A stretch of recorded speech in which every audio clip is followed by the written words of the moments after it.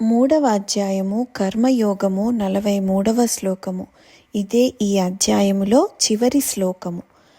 ఏవం బుద్ధేః పరం బుద్ధ్వా సంస్తభ్యాత్మానమాత్మనా జహి శత్రుం మహాబాహో కామరూపం దురాసదం.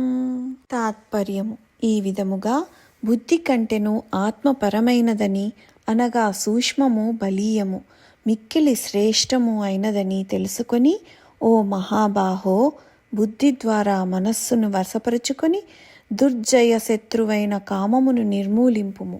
వివరణ: ఈ విధంగా జీవాత్మ అనేది భౌతికమైన బుద్ధి కన్నా ఉన్నతమైనది అని తెలుసుకొని, ఓ మహాబాహువులు కలవాడా, నీ నిమ్న అస్తిత్వాన్ని అనగా ఇంద్రియ మనోబుద్ధులను ఉన్నత అస్తిత్వంచే అనగా ఆత్మశక్తి ద్వారా వశపరుచుకునుము.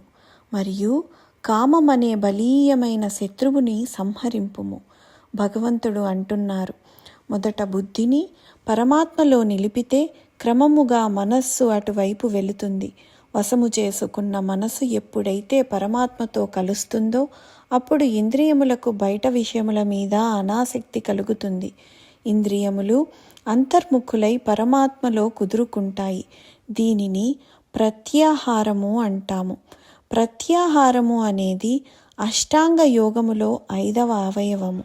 దీని అర్థం ఇంద్రియాలను ఉపసంహరించుకోవడం లేదా ఇంద్రియాలను లోపలికి మళ్లించడం, అనగా బాహ్య ప్రపంచం నుండి ఇంద్రియాలను ఉపసంహరించుకోవడం మరియు వాటిని మనస్సు వైపు మళ్లించడం.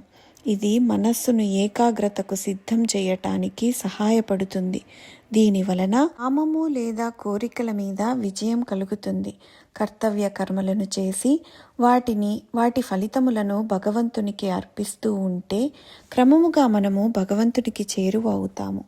ఈ అధ్యాయంలో చెప్పినట్లు నిమ్నస్థాయి విషయేంద్రియ మనోబుద్ధులను నియంత్రించటానికి ఉన్నతమైన జీవాత్మను వినియోగించవలెను. మంచి పనులను చేస్తూ ఉండాలి.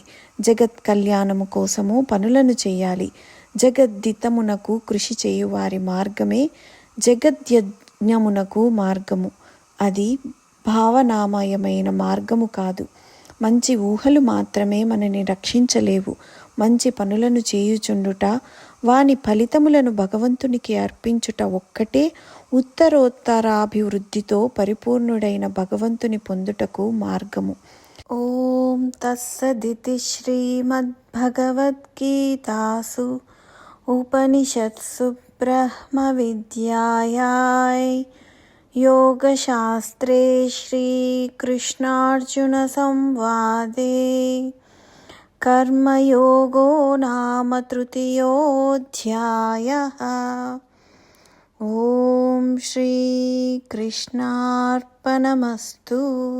ఈ విధముగా ఓం తత్ సత్ అను భగవన్నామ ఉచ్చారణ పూర్వకమైన బ్రహ్మ విద్య మరియు యోగశాస్త్రమయమైన శ్రీకృష్ణార్జుల సంభాషణ లేక సంవాద రూపములో ఉన్న శ్రీమద్భగవద్గీతలోని 3వ అధ్యాయమైన కర్మయోగము సమాప్తమైనది.